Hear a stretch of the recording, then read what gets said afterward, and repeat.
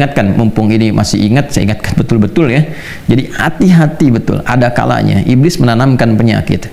Dan ini yang penting diwaspadai di kalangan juga para pengajar, para ustadz. Ini penting sekali, ini karena psikologi Al-Qurannya seperti itu.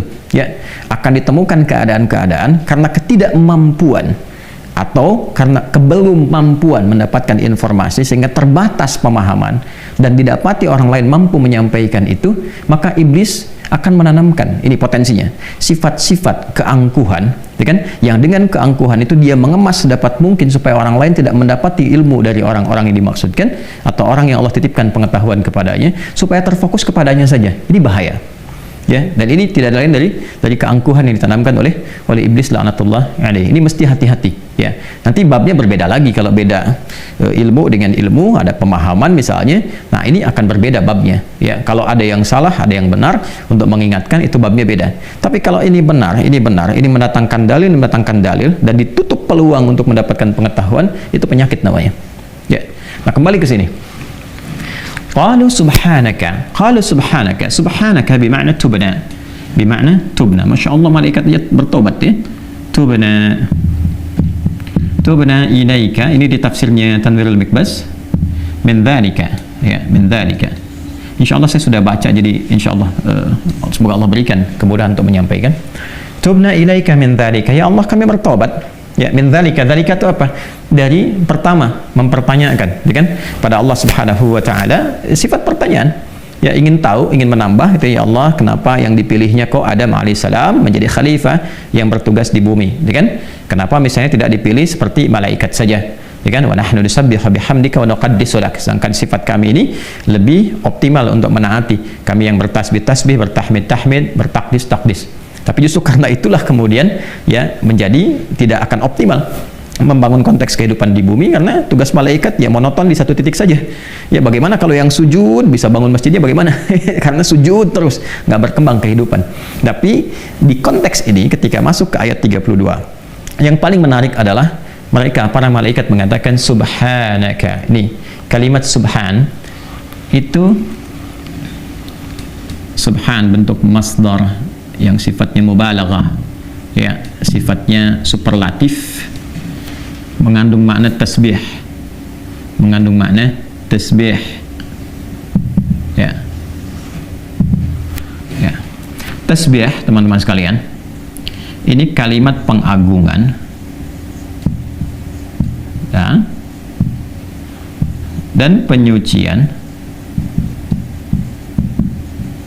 ya. Mengagungkan Allah Subhanahu wa taala dengan segala kuasa kemahannya, penyucian sekaligus melepaskan Allah dari sifat-sifat yang tidak sesuai dengannya. Laisa kamitslihi syai'.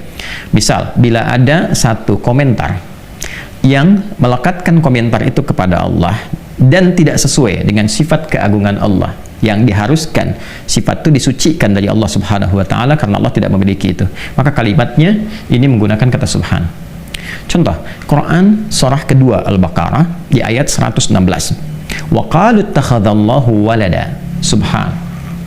Jelas ya? Mereka berkata Allah punya anak. Ya, subhana. Ya, itu nggak mungkin dilepaskan Allah dari sifat itu.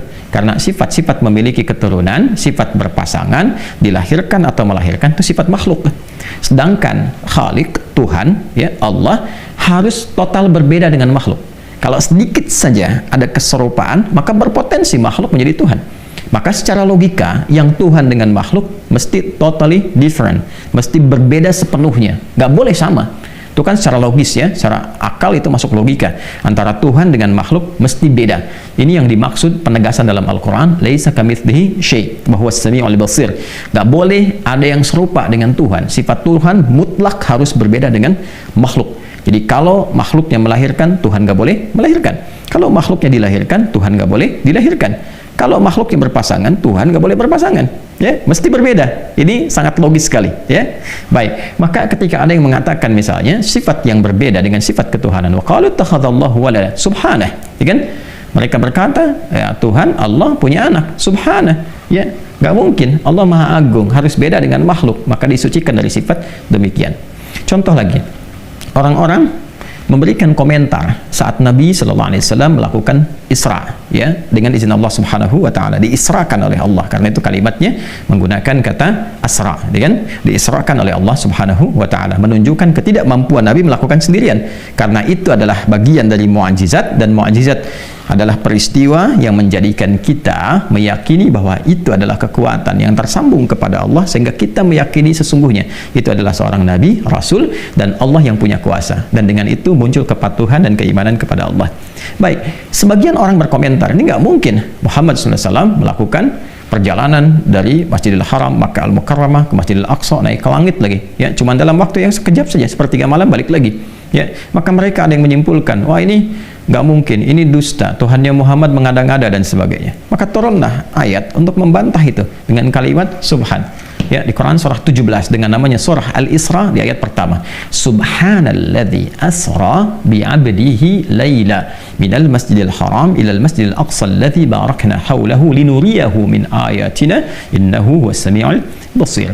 Baik, subhanalladzi asra, kenapa menggunakan kata subhan? Satu sisi menunjukkan keagungan, ya, hanya Allah yang maha agung, jauh dari yang kau bayangkan. Makanya yang memberangkatkan Nabi yang agung, yang paling tinggi, yang maha dahsyat, yang maha segalanya. Kalau memang karena cara pandang Anda, nggak mungkin bisa terjadi.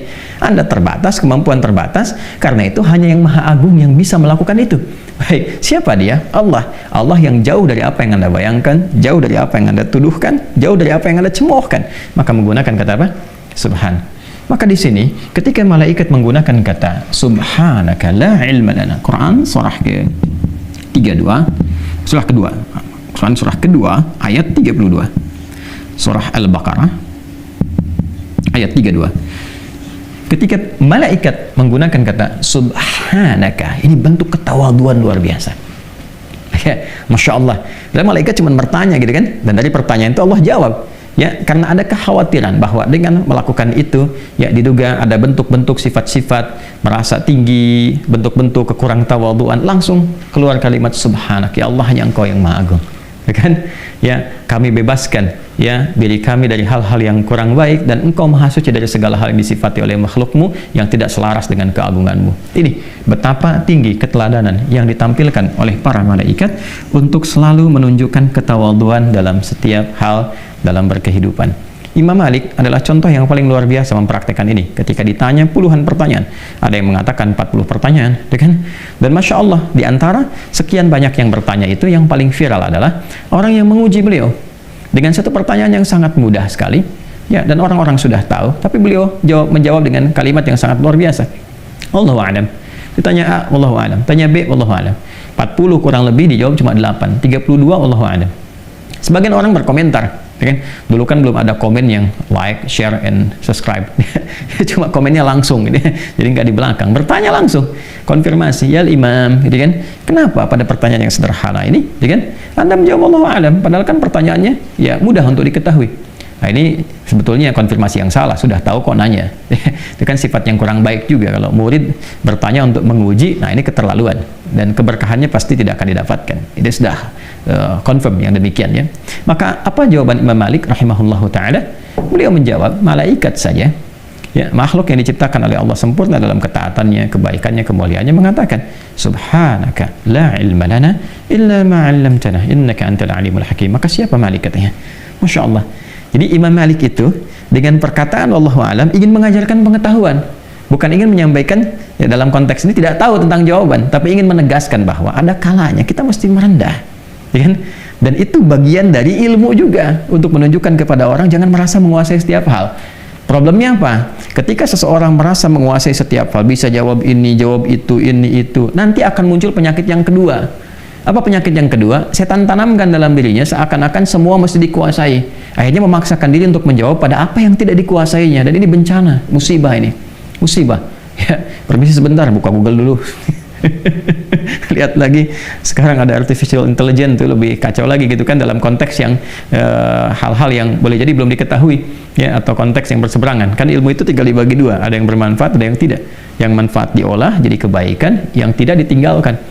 Ya, nah ini problemnya adalah ditanamkan pada sifat yang kedua. Nah makanya mesti hati-hati juga, mesti hati-hati tuh kalau nggak ada basic, yang nggak ada dasar tuh jangan dipaksakan. Wallahu a'lam, bagian dari ilmu. Karena itu ada ungkapan yang sangat populer, la adri nisful ilmi.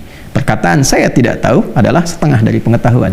Nah ini yang diajarkan pertama kali dari ayat ini adalah adab. Ya, adab. Semakin berisi, semakin menunduk. Ya, itu kan seringkali orang tua kita mengajarkan ilmu padi ya.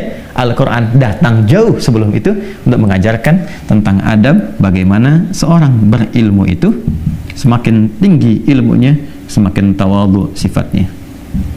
Ini poinnya.